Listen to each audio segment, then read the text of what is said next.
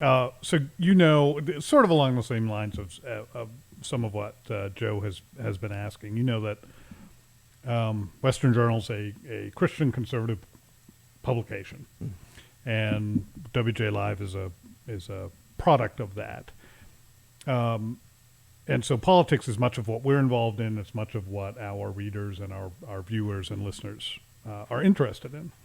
And so I've been struggling a little bit this week, having come back from vacation, and was kind of hoping I was going to come back and everything was going to be resolved, and I was done making those decisions about, Nope. Yeah, no, none of that's done. I have been struggling literally with, I don't want to tell people to stand down from politics. I take my civic duties seriously. I want to encourage other people to do that. I think it's the right thing to do. I think it's important. I also think it's godly if it's done right. Okay? But that to me is the very issue. That's the crux of it, is doing it right in this environment in 2020, really the past several years. Doing it right is just so difficult. So what advice would you have, just practical advice for me, for other people watching, who want to be politically active, but also don't want to be part of that vitriol that, is so, it's so easy to get sucked into that. I do it all the time. I know you, we follow each other on Twitter. I know you see me get mad at people there. But the tweets we saw on the screen, how do you not be part of that? It's hard to see that on Twitter and not want to respond. Right. Most of the time I'm better than that, but not all the time. Sometimes I'm not better than that. So what's, just in a practical, like when you're faced with that situation, what do you do? What do you tell people to Short of calling people effers or whatever.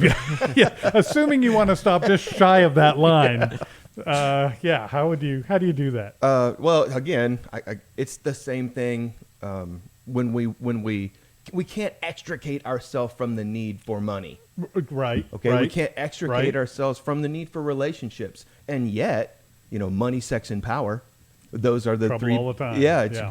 So what we cannot do is to say, so then I moved to the mountains and cut off relationships, and now I don't need money. That isn't the plan. It's so tempting sometimes, though. So that's tempting. because you're old. Well, I've literally told my wife, sometimes I sit in my office out here and I look at those mountains on the other side of I-17 and think, oh, maybe I could just walk out there. And certain Christians have tried that That's to different, true. Different extent. People have said, okay, we're just going to pull away from this evil world, but it's not. That's never been the plan. In fact, that's some kind of a dualism where you say all that matters is my soul and my body doesn't matter. Whether I'm going to deny myself sex, I'm going to deny myself money or influence, Food. which is political power. Yeah. Sure. Paul went right against that and said, there's some people that are going to try to limit you on that and say, abstain from these things. That's not of God. The Lord did create us for the capacity to, if you want to call it political power or influence, to have the city flourish or have the nation flourish. It's right and it's good.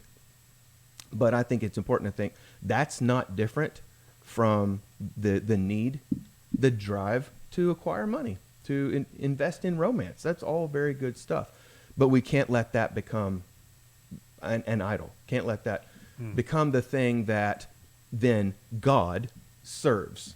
So that's when people get upset with the Lord. And, well, I thought he was good. I thought he was supposed to make these certain things happen. And yet I prayed to him and he didn't let my guy win, or he didn't get me that promotion, or that girl still is not into me. We serve God. And each of those things, whether we're winning or losing in those things, they serve as, if you like say, conduit. So it rolls up to our relationship to God.